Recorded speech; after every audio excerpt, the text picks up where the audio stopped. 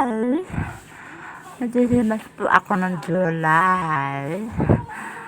Ayan, kausap to nanay to. Hindi tumatahimik, nakakadaldal ang nanay to. Ayan. Hindi ko na lang pinapakinggan ng padadaldal ng mama ko. Ayan. Nag-uusap pa kami doon ng mama. Binabalik na po nung sa nakaraan. Kung paano daw na po kami pinalaki ng maayos. Ayan, bibili po muna ako ng uling sa Kabisas.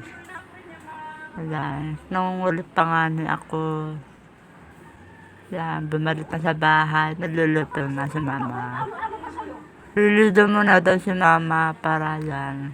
Salamat naman at wala na ako maririnig. Nakakadaldal tayo mama.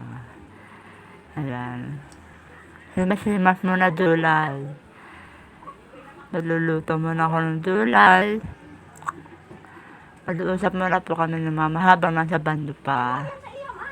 Ayan. Grabe, ang dami palang July yan. Lumabas si mama. Sobrang daming July yun. Himas-himas. Sarap. Rado na ako asawa mo basta masipad lang ako. Eme. Jack, dito